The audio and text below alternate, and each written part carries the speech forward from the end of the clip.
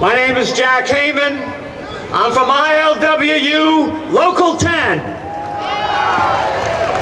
I was here in Washington some 40 years ago for the Civil Rights March on Washington. And the powers that be at that time, the Dixiecrat Democrats and the Republicans, tried to stop that march. And just as they were unable to stop that march, they're not going to be able to stop us today.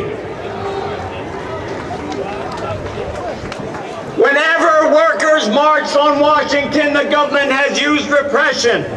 After World War I, when miners from Tennessee and Kentucky attempted a march on Washington from the coal fields, they bombed them with airplanes. Hundreds were killed.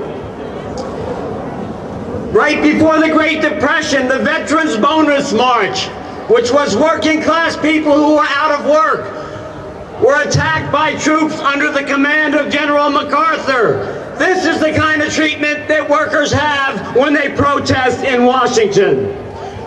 Brothers and sisters, right now, workers across the country are fighting for their health care rights. Hotel workers in San Francisco, Washington, and Los Angeles are out on strike, and they're locked out, and we need to support them.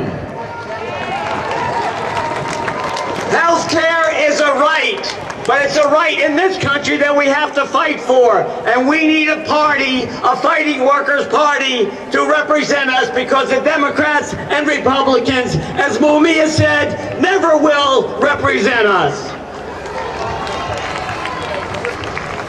We knew that a couple years ago in the ILWU, when we were into our contract negotiations, the government threatened to send troops to the docks to occupy the docks. And then, at the request of Democrat Dianne Feinstein, they invoked Taft-Hartley against us. That's why we need to repeal Taft-Hartley, because it's a slave labor bill against the working class. It shackles us whenever we go into struggle. Another important struggle recently that came before workers in this country, it became a cause célèbre, was the Charleston Longshoremen. The Charleston Longshoremen marched on the state capitol in the year 2000, along with 40,000 others, to demand they take down the Confederate flag of slavery.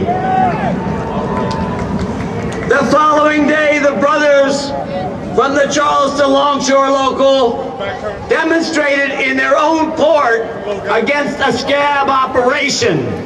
And what did the Democratic governor of South Carolina do? He sent in riot police to attack the picketers. 5 brothers were arrested and scores were injured by the police attack.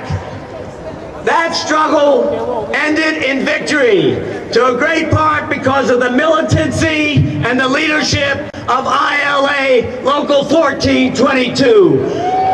Brothers and sisters, our next speaker, the leader of that struggle, Brother Ken Riley. Let's give it up.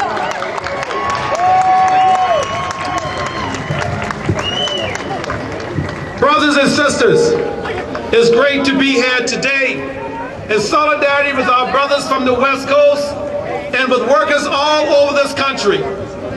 We come with a message from the South. Jack just got through explaining to you the kind of vicious attack that was launched against workers in South Carolina. And if this present administration stays in office 4 more years, we will witness several more attacks on workers all over this country. That's why on November 2nd, to re-elect Bush is not an option. Bush must go. We must send him back to Texas now. If workers are going to have a chance to reunite, to build a kind of labor party that we need in this country, we cannot do it under this present administration. They know that's what we want to do. Therefore, the attacks will continue to come. We must fight for those who cannot fight for themselves. We must defend everything that we have fought for over the years. Good health care for our workers through the union movement. Good, decent pay for our workers. We must continue this fight and never let up. never let this administration go forward and crushing the will of the working people. So they have taken the South for granted. They think that the South belongs to the Republicans.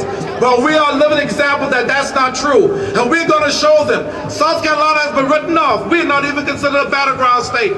They will be surprised come November 2nd to see how we have mobilized in South Carolina. We will send a message that we know what this administration is about, and we in the South, more so than anyone, cannot afford to allow this Bush administration to continue to exist. Therefore, we ask you to join us in ousting this president and sending him back to Texas where he belongs, on his ranch. Maybe he can govern the cattle better than he can govern this country. Thank you.